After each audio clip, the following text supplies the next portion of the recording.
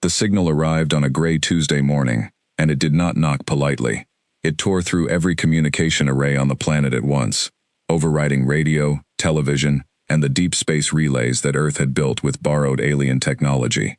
For 11 seconds, every screen on the planet showed the same image, a golden ring of light, spinning slowly against a black background, with a voice that spoke in perfect English, French, Mandarin, and 30 other languages at the same time. The voice belonged to the Ashendrel Concord. Humanity had heard of the Concord before, the way a small fishing village might hear rumors of a distant empire across the sea. Traders spoke of it in hushed tones at the edges of known space. Refugee ships, when they were lucky enough to escape it, told stories of worlds that surrendered without a shot fired, because resistance was pointless. The Concord did not conquer with fleets alone. It conquered with patience, with treaties written in a language that always seemed to bend in its favor, and with a single unbreakable rule that had lasted for over 600 years. Every species that fell under its shadow, whether by conquest or by choice, owed the Concord one thing: approving. Once every century, each subject species was required to send its single greatest military commander into Concord space, to serve a term of 1 year, aboard the flagship of the Convocation Fleet. Officially, this was called an honor. Unofficially, everyone who had lived through it knew the truth. The proving was a test, and a warning, and sometimes a quiet execution dressed up in ceremony. Species that sent weak or foolish commanders were judged weak and foolish, and their worlds were treated accordingly afterward, with harsher taxes, tighter borders, and less say in the affairs of the wider galaxy. Species that sent commanders who embarrassed the Concord in front of its allies sometimes never saw those commanders again at all. Earth had never been asked to participate before. Humanity was young, freshly stepped into the interstellar stage after first contact only 20 years earlier, and the Concord had mostly ignored the small, loud, argumentative species from the blue world at the edge of its influence. That changed the moment the golden ring appeared on every screen on the planet. "People of Earth," the voice said, calm and layered, like a choir speaking as one throat. "Your species has been observed. Your species has been measured. It is now time for your species to be counted among those who owe the Concord approving. You have 1 standard year to select your greatest military commander, and deliver them to the coordinates now transmitted to your governing bodies. Failure to comply will be considered a declaration that your species does not wish to be counted as civilized. The consequences of such a declaration are well documented among your neighbors. We await your captain." Then the golden ring folded in on itself and vanished, and every screen on Earth returned to normal, as if nothing had happened at all. Nothing had happened, and everything had happened. The United Earth Assembly convened within 6 hours, an emergency session held in the underground chamber beneath Geneva that had been built specifically for moments like this one, moments the architects had hoped would never come. Delegates from every nation, every colony, every corner of humanity's small but growing footprint among the stars packed into the room, and for the first 2 days, they did nothing but argue about whether the demand was even real. It was real. 3 separate alien trade delegations, species that had dealt with the Concord for centuries, confirmed the transmission's authenticity within hours. One delegation, the soft-spoken Yaren traders who had been humanity's first alien contact, sent a private message to the Assembly that was blunt in its honesty: refuse the Concord, and Earth would be marked as a rogue world, cut off from every trade route, every alliance, every scrap of alien technology that had helped humanity leap decades ahead in the last 2 decades. Comply, and Earth would join over 400 other species under the Concord's long shadow, forever sending its finest to serve a foreign fleet once every 100 years. There was no third option. There never was, with the Concord. So the argument shifted, as it always does among people backed into a corner, from whether to comply, to who would be sent. This was where the trouble truly began. Earth had heroes. It had decorated admirals who had fought off the first wave of Krell raiders, when the aggressive insectoid remnant species had tried to strip mine the asteroid belt 6 years earlier. It had brilliant tacticians who had never lost a fleet engagement, men and women whose faces were plastered on recruitment posters and whose names were taught in military academies. Any one of them would have been an obvious, popular, safe choice. None of them were chosen. The reason was simple. and it took the assembly 3 more days of closed-door arguments to admit it out loud. The Concorde's proving was not a parade. It was not a photo opportunity. It was a year spent aboard a foreign flagship, surrounded by 400 other alien commanders, all of whom would be testing, probing, and challenging the human captain constantly, looking for weakness, looking for an excuse to humiliate the newest and smallest species to join their ranks.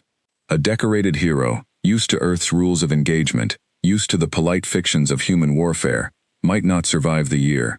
Worse, they might survive it broken or embarrassed, and either outcome would cost humanity dearly in the eyes of a galaxy that respected only strength. What the Concorde needed to see, whether it knew it or not, was not a hero. It was someone who had already stared into the kind of darkness that came without rules, without mercy, and without a script, and had walked out the other side still standing. Earth had exactly one such person, and almost nobody wanted to admit it. Her name was Captain Mara Voss, and 3 years earlier she had ended the Krell War. The Krell War was not taught the same way in every classroom. In some nations, children learned that Captain Voss was a hero who saved 11 million colonists on the mining world of Terra Nova Station from a Krell fleet that outnumbered the defending human forces 9-1. In other nations, the story was taught more carefully, with long pauses and uncomfortable silences, because saving those 11 million colonists had required Captain Voss to do something that no human commander had ever done before, and that many hoped no human commander would ever have to do again. The Krell fleet had surrounded Terra Nova Station, and their commander had made his intentions clear. The station would fall. Its colonists would be harvested for the Krell's biological processing, and any human ship that tried to break the siege would be destroyed, along with everyone aboard it. Captain Voss had been given 3 ships and 48 hours to figure out a way to save 11 million lives against a fleet that could have crushed her small squadron in minutes. She had done it by luring the entire Krell fleet into the debris field of a shattered moon, then detonating a string of scuttled mining charges that had been meant for asteroid excavation, not warfare. The explosion had turned 400 kilometers of rock and metal into a storm of shrapnel traveling at 11 kilometers per second. It had annihilated the Krell fleet in under 90 seconds. It had also killed the 6,000 human miners still trapped in the debris field, workers Voss had not been able to evacuate in time, workers whose families she had never once apologized to, because in every public statement she ever made afterward, she said the same 6 words: "I would do it again." 11 million colonists lived because of that choice. 6,000 miners did not. Captain Voss was court-martialed for the deaths, and acquitted, and then quietly discharged from active command, because no admiral wanted her on their staff, and no crew wanted to serve under someone who had proven she would trade thousands of lives to save millions, without hesitation or visible regret. She had spent the last 3 years running cargo routes on the edge of colonized space, flying a beaten-up freighter with a skeleton crew, mostly alone, mostly forgotten. The military called her, in private, in briefings that were never meant to be recorded, the Undertaker. Not because she was cruel. Those who had served with her insisted, quietly, that she was not cruel at all, only unflinching in a way that frightened people who had never had to make an unflinching choice themselves. The nickname stuck, because everywhere Captain Voss went, hard decisions followed, and someone always ended up buried. When her name was raised in the assembly chamber on the 4th day of debate, half the room objected immediately. She was dangerous. She was unpredictable. She would embarrass Earth in front of the galaxy, some argued, because the Concorde respected discipline and hierarchy, and Voss had a well-documented habit of ignoring both when she believed the situation demanded it. It was an admiral named Chen Wei, one of the few officers who had actually served alongside Voss during the Krell War, who finally stood and silenced the room with a single question. "You are all afraid she will do something terrible to protect human lives," Chen Wei said.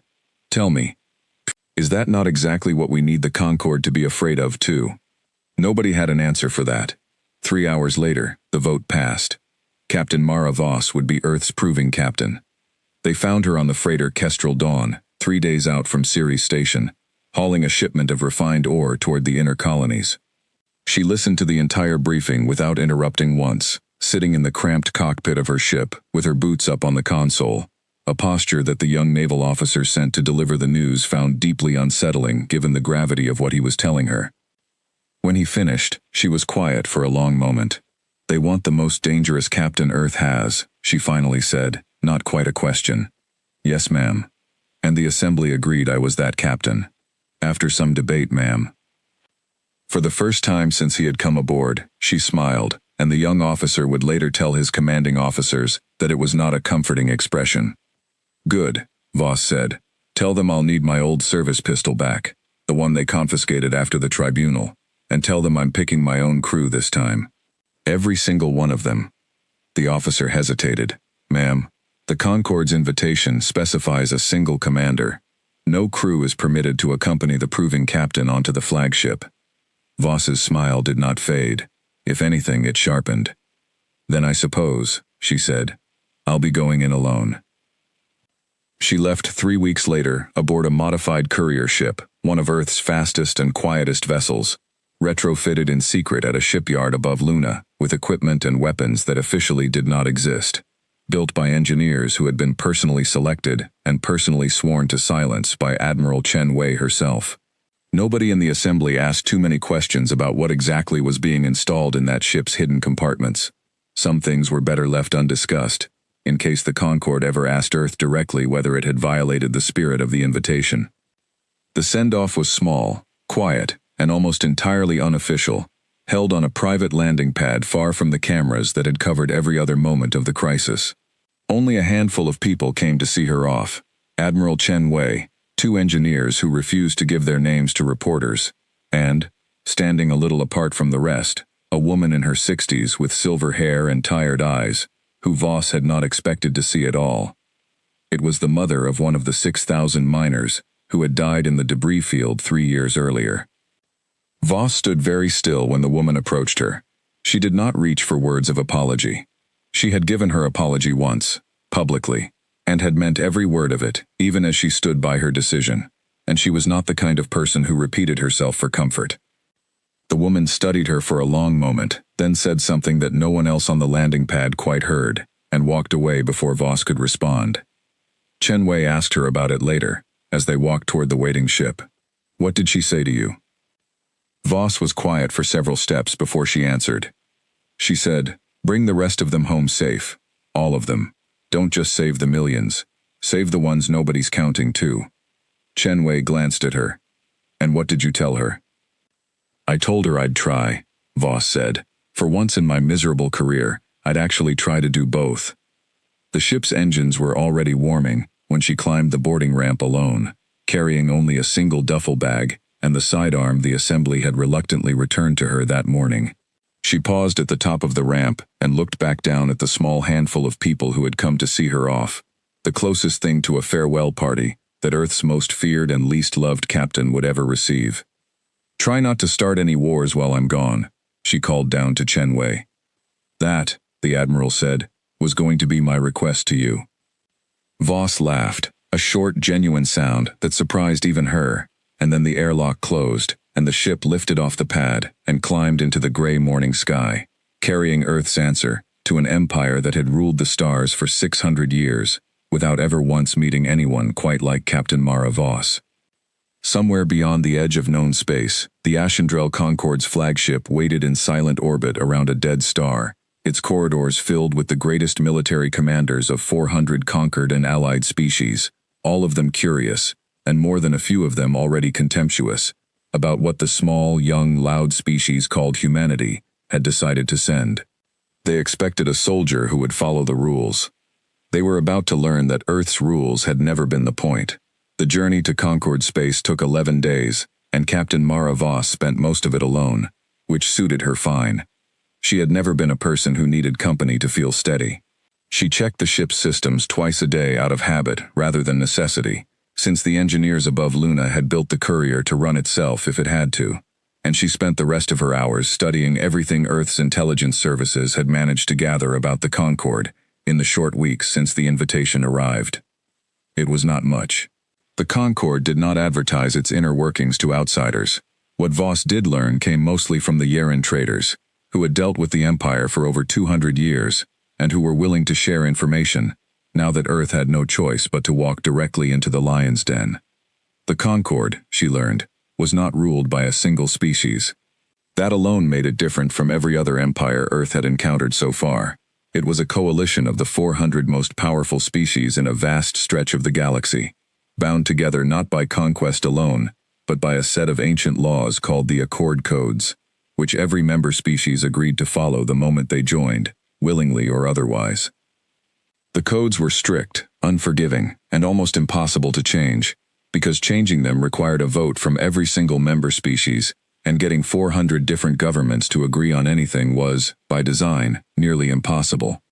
The Proving was one of the oldest of the Accord Codes, older than most of the species currently bound by it.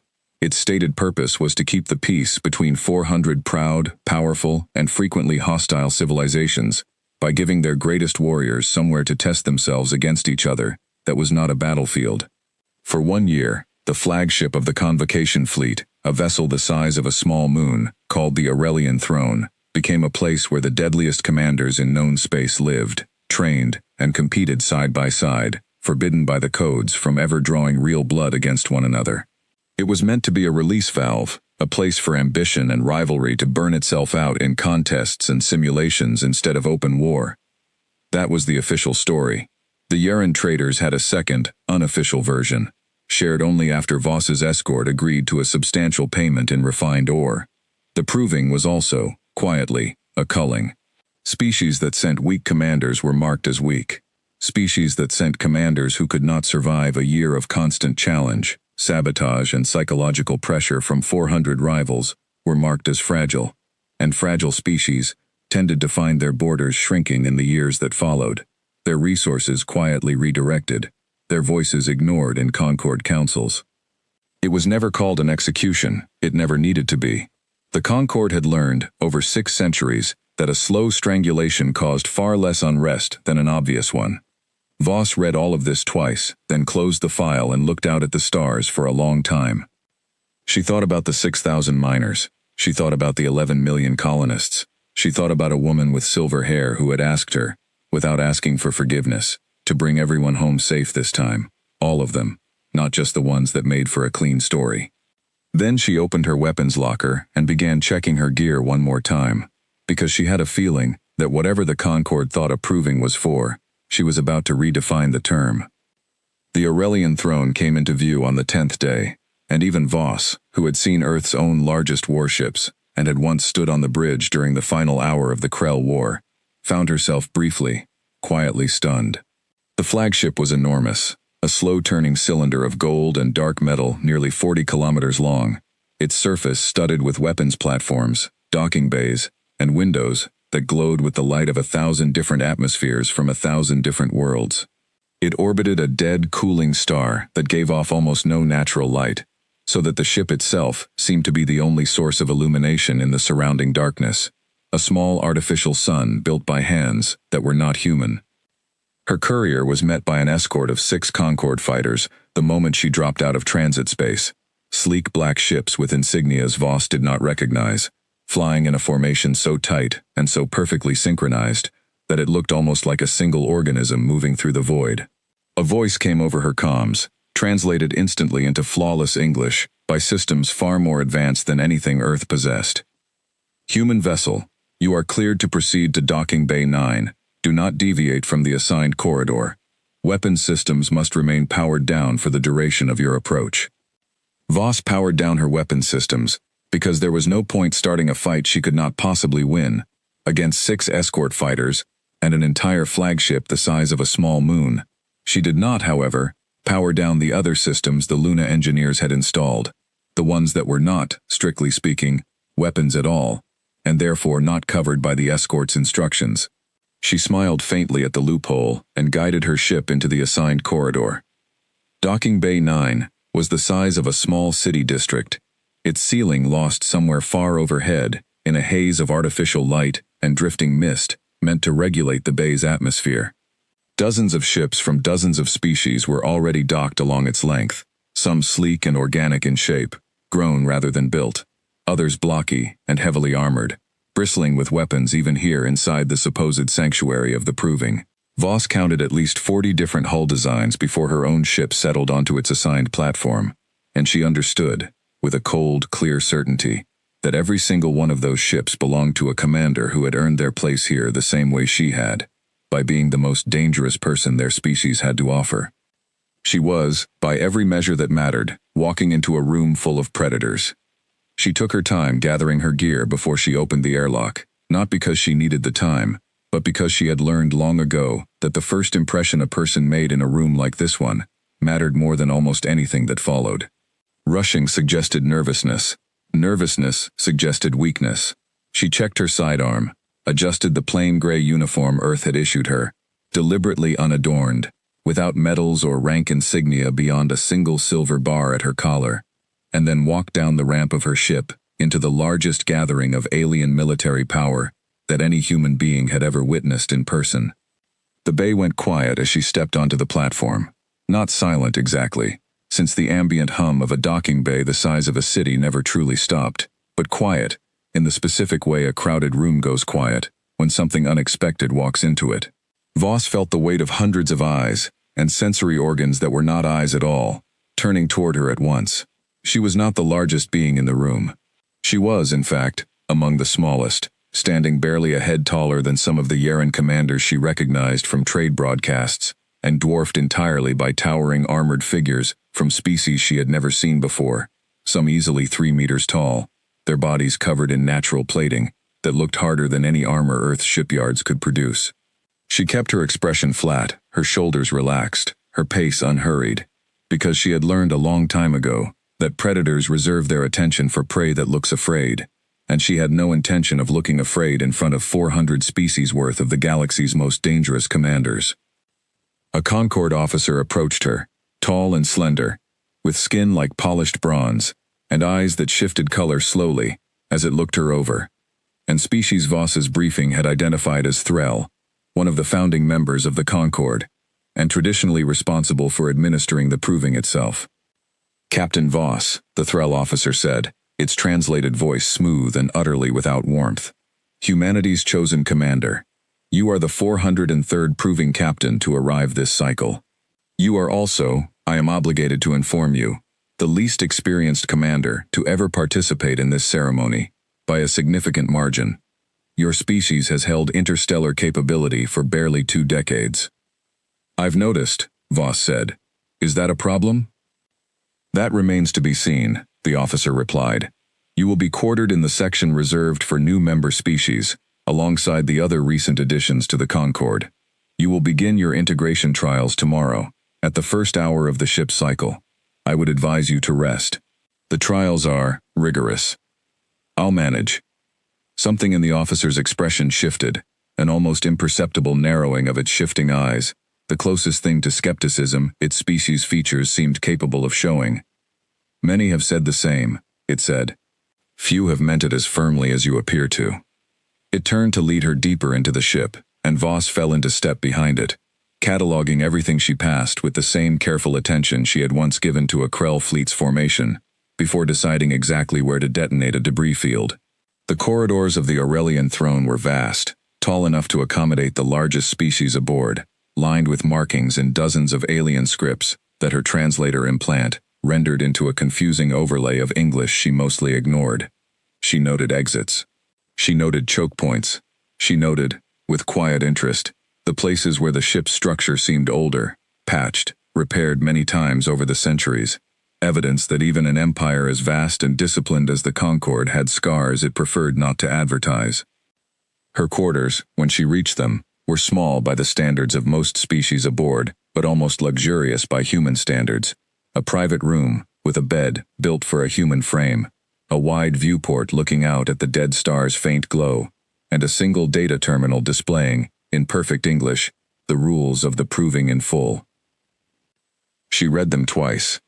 The rules were simple enough on the surface. No direct combat between proving captains outside sanctioned trials, no sabotage of another species' equipment, no interference in another commander's trials. All disputes to be settled through the Concord's arbitration process, never through personal violence. Violation of these rules by any proving captain would result in immediate disqualification, and disqualification, the document noted in flat, bureaucratic language, was considered equivalent to a formal declaration of hostility by the offending species against the entire Concord. It was an elegant trap, Voss realized, reading between the careful legal language. The rules protected the strong from the desperate tricks of the weak, while giving the strong every opportunity to humiliate the weak through entirely legal means, trials designed by the Concord itself, judged by the Concord itself, according to standards the Concord alone controlled. A species that could not win within those rules had no recourse at all. She set the terminal down and looked out at the dead star for a long while, thinking not about the rules themselves but about the spaces between them, the way she always had, the way that had ended a war 3 years ago at a cost nobody in the assembly liked to discuss out loud. The first trial began the next morning, at the sound of a chime that echoed through every corridor of the ship at once. Voss, dressed in the plain gray uniform, strapped her sidearm to her hip out of habit even though she doubted she would need it today, and made her way to the massive amphitheater at the heart of the Aurelian throne, where the first hour's trials were to be held in full view of every proving captain currently aboard. The trial, she learned as she took her place among a cluster of other new member species, was a simulation. A tactical scenario, projected onto the amphitheater's vast central floor in shifting holographic light, depicting a fleet engagement between two forces of equal size, one commanded by the proving captain, one commanded by an artificial intelligence designed by the Concord itself to represent an unpredictable, ruthless enemy. The captains would take turns, their commands displayed for the entire amphitheater to see, judged not merely on victory, but on the elegance, the discipline, and the honor of their tactics. Voss watched the first 6 captains attempt the trial before her own name was called. 5 of them won their simulated battles through overwhelming firepower and textbook maneuvers that drew polite, unimpressed applause from the gathered crowd. The 6th, a hulking commander from a species called the Dravathi, lost badly, his fleet annihilated within minutes by the AI's ruthless opening maneuver, and the amphitheater's silence afterward was its own kind of judgment, heavier than any jeering could have been. Then the Threll officer's voice echoed through the chamber. Captain Mara Voss, Humanity, approached the tactical floor. Voss walked forward, aware of every eye in the amphitheater following her, aware that this trial, more than any words she could speak, would decide how 400 species looked at Earth for the next century. She stepped onto the glowing floor, and the simulation began. The tactical floor lit up beneath Voss's boots, a shifting grid of light stretching out in every direction, filled with tiny glowing icons representing 2 fleets of equal size, hers on one side, the Concord's artificial adversary on the other. A small control panel rose from the floor in front of her, humming softly, waiting for her first command. She did not move immediately. She stood still for almost 30 seconds, studying the layout, the terrain, the positions of both fleets, while a faint murmur of impatience rippled through the watching crowd. Patience was not a virtue the gathered commanders associated with new arrivals, and several of them, she noted from the corner of her eye, were already leaning toward their neighbors to whisper. Let them whisper, she thought. She had learned a long time ago that the first 30 seconds of any engagement mattered more than the next 30 minutes, and she had not survived the Krell War by rushing decisions to please an audience. The scenario, once she understood its shape, was almost identical to a dozen tactical problems she had studied during her years in Earth's Fleet Academy, dressed up in alien terminology. Her fleet held a defensive position near a resource-rich system. The AI's fleet was advancing to seize it, outnumbering her slightly in raw firepower, but spread thin across 3 approach vectors, exactly the kind of overconfident aggression that had gotten 6,000 miners killed and 11 million colonists saved 3 years ago. Because overconfidence, Voss had learned, was a weakness that worked the same way in every species, human or otherwise.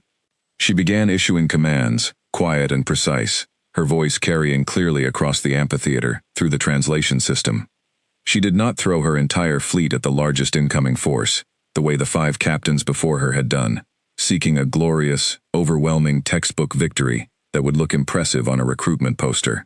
Instead, she split her forces into uneven groups, sending a small, expendable detachment to needle at the AI's largest approach vector, just enough to draw its attention and slow it down, while the bulk of her fleet swung wide and struck the AI's weakest, most isolated formation with everything she had. The crowd's murmur shifted, no longer bored but curious, as the simulated battle unfolded on the glowing floor. The AI adjusted, as she had expected it to, reinforcing its weakest formation the moment it came under serious attack, exactly the reaction any sensible commander would have. But by the time those reinforcements arrived, Voss's strike force had already crippled the isolated formation and was withdrawing in good order, having traded a handful of expendable ships for the near-total destruction of a third of the enemy fleet. Then she did something that made the amphitheater go completely silent. She ordered her small needling detachment, the one still engaging the AI's largest, most dangerous formation, to feign a full retreat, breaking formation and scattering, as though in genuine panic. The AI's fleet, sensing an easy kill, surged forward in pursuit, breaking its own careful formation to run down the fleeing ships, exactly the kind of aggressive overreach that Voss had built her entire plan around. She had already positioned the rest of her fleet, quietly, patiently, in the debris field of a nearby shattered moon within the simulation, hidden from the AI's sensors by the same kind of chaotic mineral interference that had ended the Krell War 3 years earlier. When the AI's pursuing fleet entered the debris field, chasing what it believed to be a broken and fleeing enemy, Voss sprang the trap. Her hidden ships opened fire from concealment, and the AI's overextended, disorganized formation, caught entirely by surprise inside a field of drifting rock and metal that fouled half its sensors and weapons, was annihilated within 90 seconds. The tactical floor went still, the AI's fleet reduced to scattered drifting wreckage, Voss's own forces battered, but overwhelmingly victorious, having won a battle against a numerically superior enemy by giving up almost nothing at all. For a long moment, nobody in the amphitheater made a sound. Then the Threll officer's voice broke the silence, carefully neutral, professionally unreadable. Trial concluded. Victory. Captain Voss. Earth. Casualties. Minimal. Tactical assessment. Unconventional. Discipline. Contested. Contested? Voss said, raising an eyebrow. The tactic of feigned retreat, followed by ambush from concealment, is considered by many member species to fall outside the traditional bounds of honorable engagement, the officer explained. It will be noted in your record. It will not, however, affect your victory, as no explicit rule was violated. Voss almost smiled. Good, she said. I didn't come here to be honorable. I came here to win. A ripple of reaction spread through the crowd at that, and Voss could not immediately tell whether it was disapproval or something else entirely. She stepped down from the tactical floor and returned to the gathered crowd of new member species, aware that dozens of eyes from every corner of the amphitheater, from species old and powerful and utterly unfamiliar with anyone who spoke so plainly about winning over honor, were now studying her with a great deal more attention than they had shown before her trial began. One of those watching eyes belonged to a towering, armor-plated commander who introduced himself to her afterward, during the brief recess between trials, as Cortan Vess, of the Dravathi, the same species whose commander had lost so badly earlier that morning. You fight like a scavenger, Cortan said, his translated voice carrying a note that Voss could not immediately place, somewhere between insult and grudging curiosity. Hiding, waiting, striking from ambush, like a creature that fears open combat. I fight like someone who wants my people to still be alive tomorrow, Voss replied evenly. Where I come from, dying with honor doesn't save anyone. Winning does. Cortan studied her for a long moment, his heavy-plated features unreadable to her, though she suspected there was an expression buried somewhere beneath all that armor that a member of his own species would have understood perfectly. Our commander lost badly today, he said finally. He will be marked for it. His clan will suffer for it in the councils back home, for a generation, perhaps longer. You understand this? I've read the rules, Voss said. I understand exactly what's at stake here. Then perhaps, Cortan said, you understand better than most of the 400 captains aboard this ship why your unconventional methods concern us. If a species as small and young as yours can win by breaking the unspoken customs of honorable warfare, what stops every desperate species in the Concord from doing the same? What happens to the order this proving is meant to preserve? Voss considered the question seriously, because it was, she recognized, a genuinely fair one, asked without malice, by someone whose entire understanding of warfare had been shaped by centuries of a very different set of rules than the ones that had shaped her own. "I don't know," she admitted. "Maybe nothing changes. Maybe everyone keeps fighting the way they've always fought, and I'm just an oddity people talk about at dinner. Or maybe some of you decide that saving your own people matters more than looking good while you do it. Either way, that's not really my problem to solve. My problem is making sure Earth still has a seat at whatever table you're all sitting at 100 years from now. I intend to do that by winning, however I have to."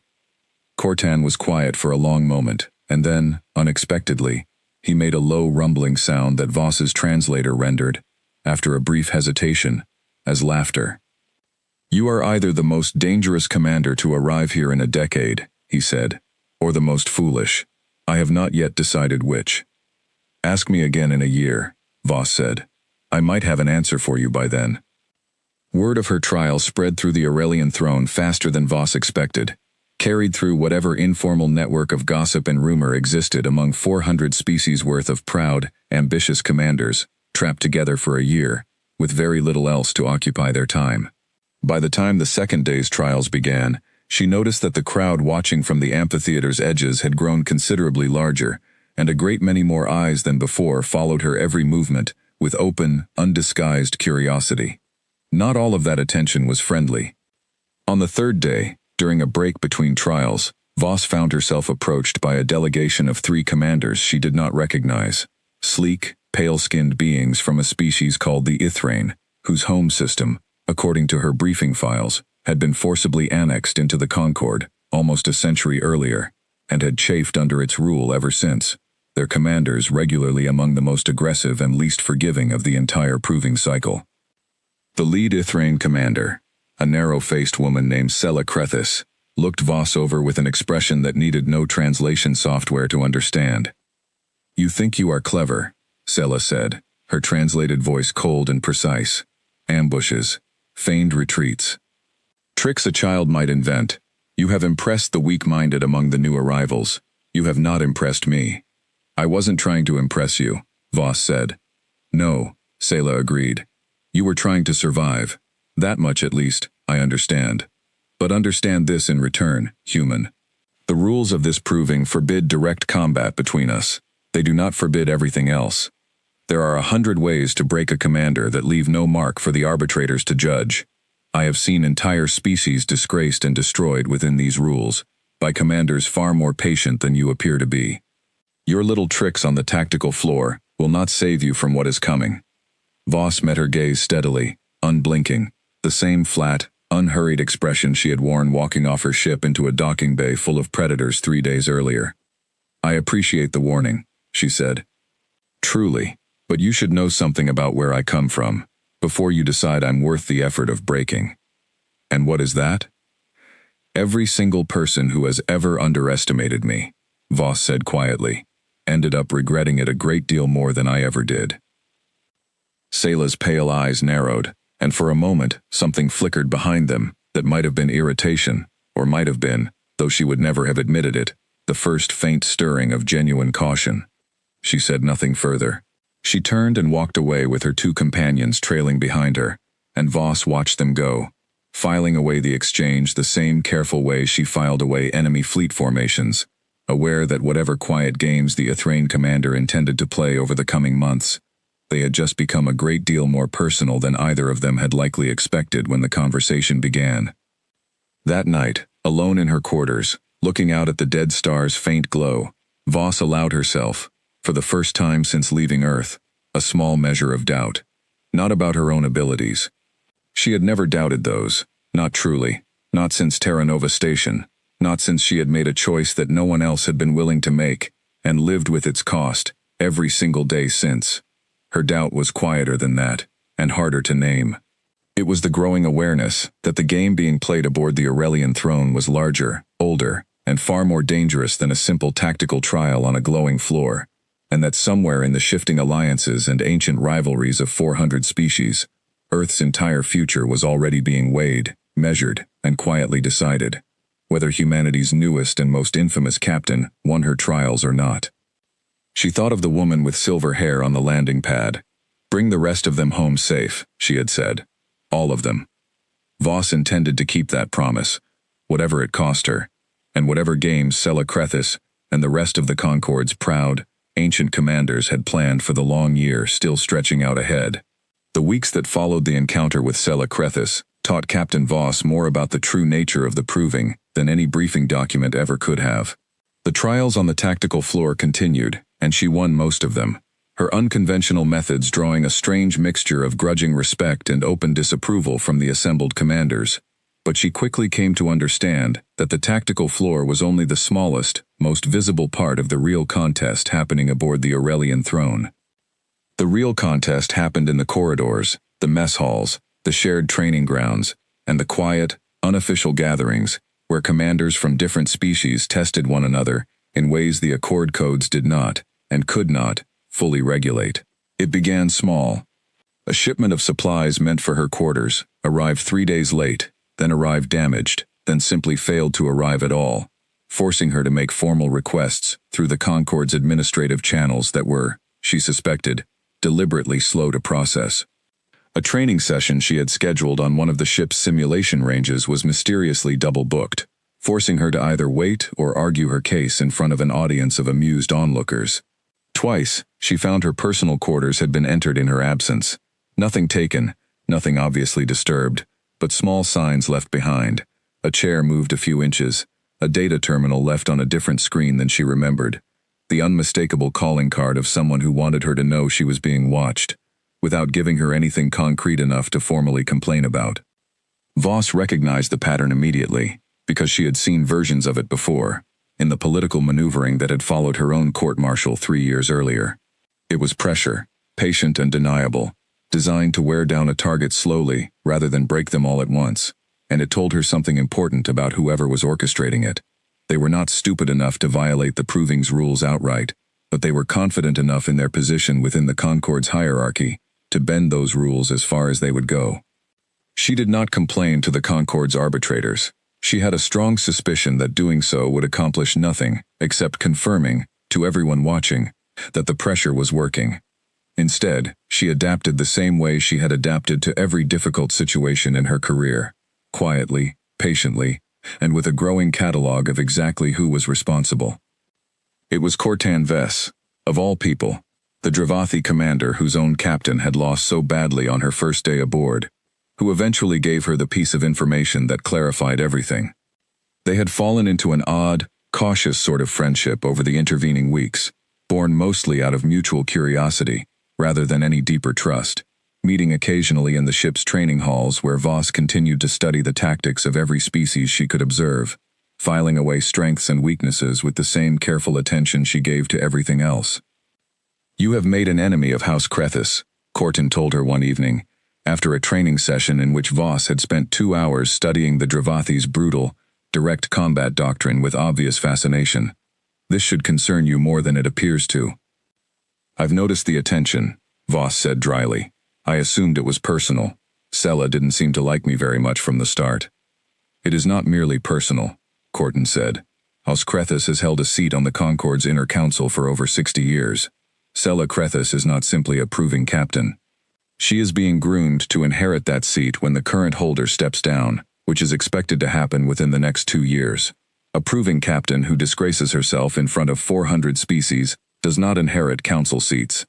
And you, human, have made her look foolish twice now in front of a great many witnesses." Voss absorbed this slowly. "So, this isn't really about me at all." "It is entirely about you," Cortan corrected. "It is simply not only about you. There are other interests at play as well. Some among the older member species have grown uneasy about how quickly your kind has risen since your first contact with the wider galaxy. 20 years, and already you sit at this table, sending a commander who wins by breaking every convention of honorable engagement, embarrassing houses that have held power for centuries. Some believe humanity should be taught a lesson in its proper place before your influence grows any larger. Sela Crethis is simply the most visible and most motivated of those who would prefer to teach that lesson personally." "And what do you believe, Cortan?" The Dravathi commander was silent for a long moment, his heavy-plated features, as always, difficult for her to read. "I believe," he said finally, that my own commander lost badly on the day you arrived, and that his failure will haunt my clan for a generation. I believe that watching you fight has taught me more about unconventional tactics in 3 weeks than I learned in 30 years of traditional training. And I believe that whatever else you are, human, you are not someone who deserves to be broken quietly in the shadows, simply because your success is inconvenient to those who fear what it means for the order they have built. It was the closest thing to an alliance Voss had found aboard the Aurelian throne, and she recognized it for the fragile, valuable thing it was. The pressure from House Krethus's allies escalated gradually over the following month, each incident slightly bolder than the last, each one still carefully calibrated to stay within the letter of the Proving's rules while violating its spirit at every turn. Her supply requests were delayed further. Her training sessions were double-booked more frequently. On one occasion, during a large gathering of Proving captains in the ship's central hall, Voss found herself seated, through some administrative error that she did not believe for a moment was accidental, at the very edge of the gathering, in a position of visible, deliberate insult according to protocols she had only recently learned existed. She endured all of it without visible reaction, because she understood, with the same cold clarity that had guided her through the darkest hour of the Krell War, that reacting visibly was exactly what her opponents wanted. A commander who lashed out in frustration, who complained loudly to the arbitrators, who let her composure crack in front of 400 watching species, would be handing House Krethus exactly the disgrace they were trying to manufacture, without ever needing to break a single rule themselves. Instead, she waited, and watched, and gathered information, the same patient work that had once let her identify the precise weak point in a Krell fleet's formation, before she ever fired a shot. The breaking point came nearly 4 months into the Proving, during what the Concord called the mid-cycle trials, a larger, more public series of tactical contests, held before an audience that, for the first time, included several members of the Concord's inner council itself, senior figures who rarely bothered to observe the ordinary trials, but who took a personal interest in the midpoint of each Proving cycle, when the early impressions of each new captain had solidified into something closer to a lasting reputation. Voss's trial that day was scheduled directly after Sela Krethus's own, and she watched from the gathered crowd as the Ithrain commander executed a flawless, brutally efficient tactical victory against the Concord's AI adversary, textbook in every particular, drawing enthusiastic applause from the watching council members. It was, Voss recognized immediately, a deliberate display, meant to draw the sharpest possible contrast with whatever unconventional methods the human captain was expected to use immediately afterward.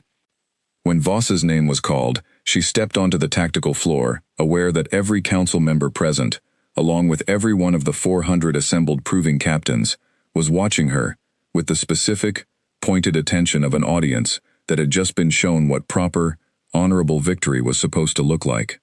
She studied the scenario carefully.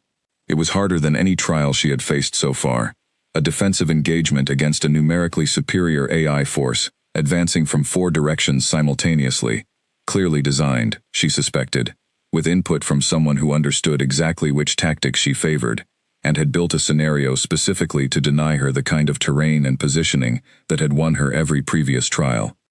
For a long moment, standing on the glowing floor with 400 species watching, and a council of ancient, powerful figures waiting to render judgment, Voss felt something she had not felt in a very long time, genuine uncertainty about whether she could win. Then she thought of the woman with silver hair, and the promise she had made on a quiet landing pad on a planet very far away, and she began to issue her commands. She abandoned every tactic that had made her reputation over the previous 4 months. No feigned retreats, no hidden ambushes in debris fields. Instead, she did something that made the crowd murmur in confusion from the very first move. She divided her fleet into small, semi-independent squadrons, and gave each squadron commander, simulated as they were, broad discretion to react to the battlefield as it developed, rather than issuing the tight, centralized commands that every other captain in the Proving relied upon. It was a doctrine drawn not from any tactical manual, but from something far older and more human, the simple, stubborn belief that people closest to a problem, given enough trust and enough information, would often make better decisions than any single commander barking orders from a distance.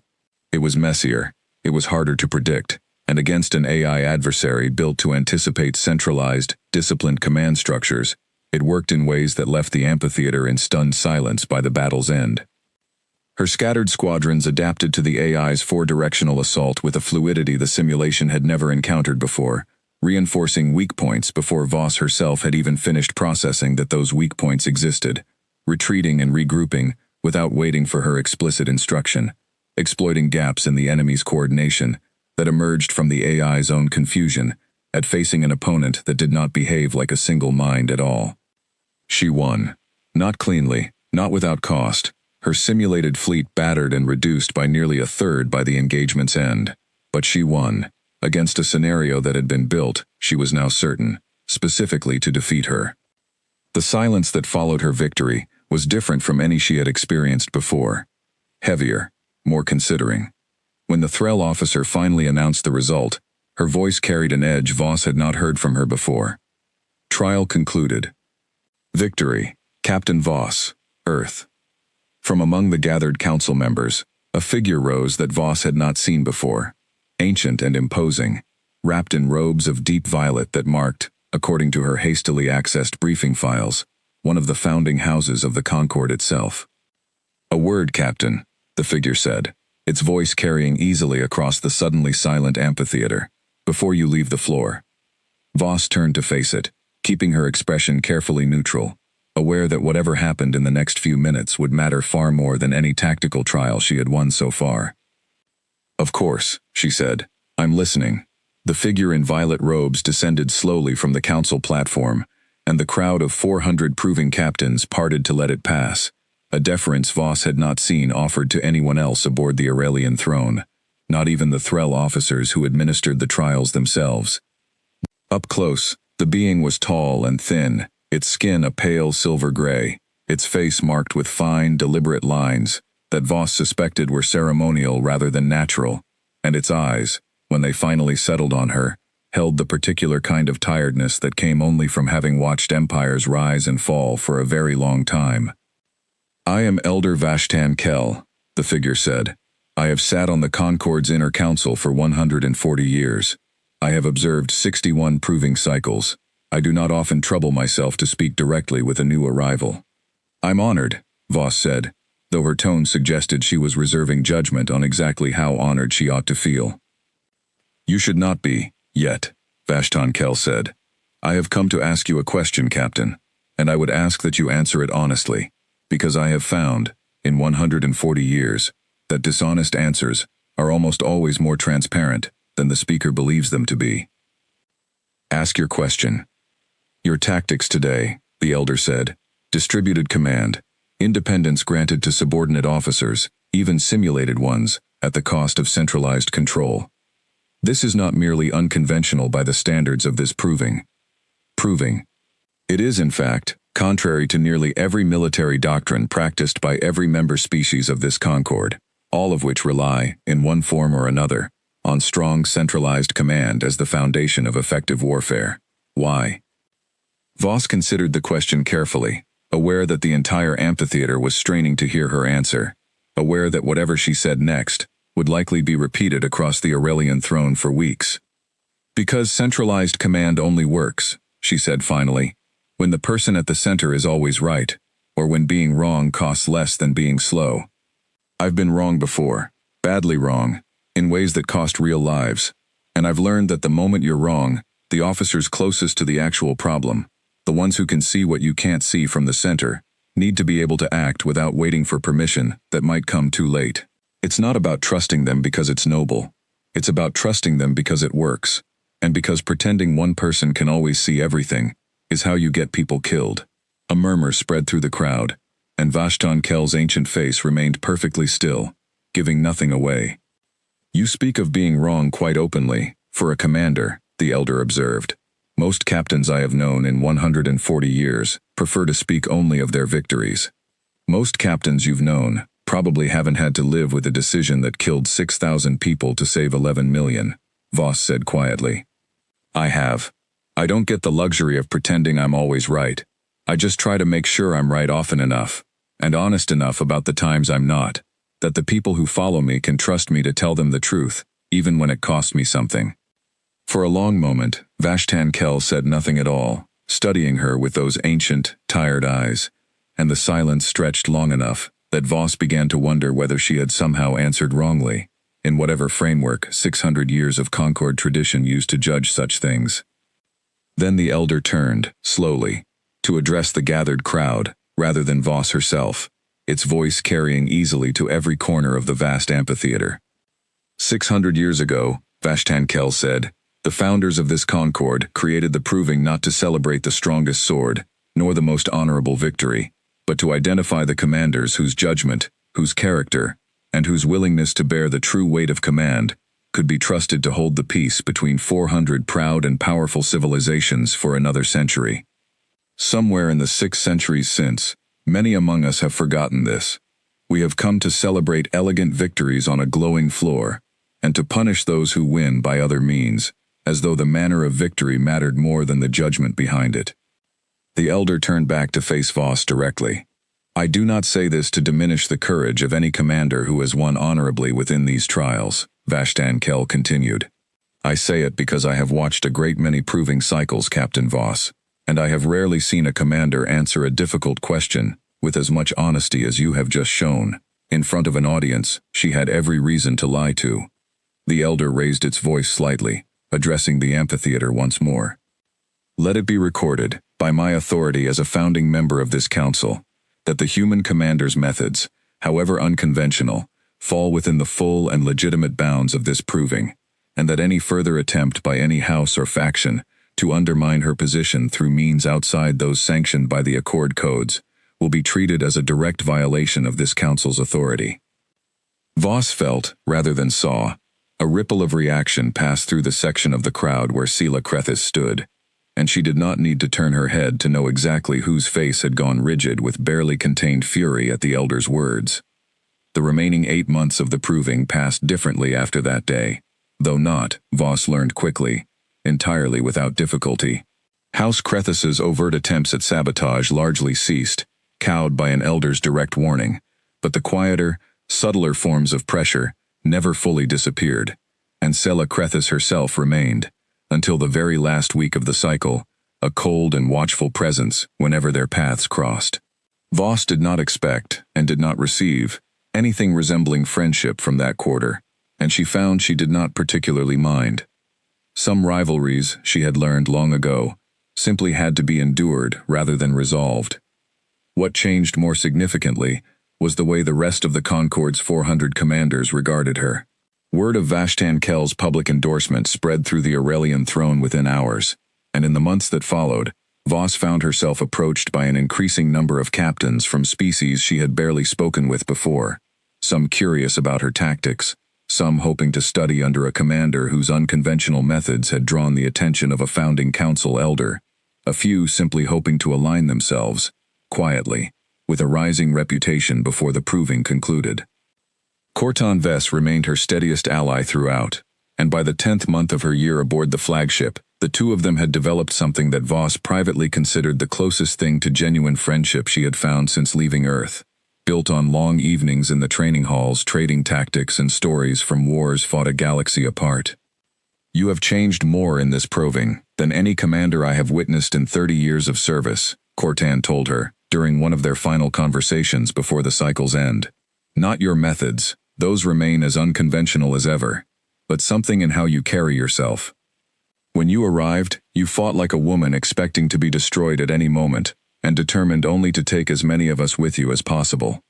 Now you fight like someone who believes she might actually win. Voss considered this for a long moment before answering. I think I spent 3 years back home, believing I'd already used up whatever good I had left in me, she admitted, that whatever came after Terra Nova would just be waiting for the next disaster, the next impossible choice, coming here, being tested by everyone in this ship who wanted to see me broken, and not breaking. I think I needed that more than I realized. Then perhaps, Corton said, this proving has served its true purpose after all, whatever the councils intended it for. It has shown you something true about yourself that you did not know before you arrived. The final trial of the proving cycle, held in the last week before the assembled captains would return to their home worlds, was traditionally reserved for a full accounting before the entire Concord Council, a formal review of each commander's year, their victories and failures weighed together, their conduct judged not merely on tactical skill, but on the broader question of what kind of leader they had proven themselves to be. When Voss's turn came to stand before the full council, Vashtan Kell presided over the proceedings personally, and the elder's summary, when it finally came, was delivered in the same measured ancient voice that had first defended her 4 months earlier. Captain Mara Voss of Earth arrived among us as the least experienced commander in the history of this proving, representing the youngest species ever to be bound by the Accord Codes, the elder said. She leaves us having won the majority of her tactical trials through methods this council initially viewed with suspicion, and has come, in the months since, to understand as a legitimate expression of a species still discovering its own particular strengths in the art of war. More significantly, she has demonstrated, under sustained and improper pressure from certain quarters of this council, a steadiness of character and an honesty of judgment that this council formally commends. The elder paused, letting the words settle across the gathered crowd. Let the record show that humanity's first proving captain has more than satisfied the requirements of this ancient tradition. Let the record further show that this council extends, for the first time in over a century, a formal invitation for continued dialogue between the Concord and a member species regarding matters beyond the strict requirements of the Accord Codes. Earth, it seems, has more to offer this Concord than a single captain sent once a century out of obligation.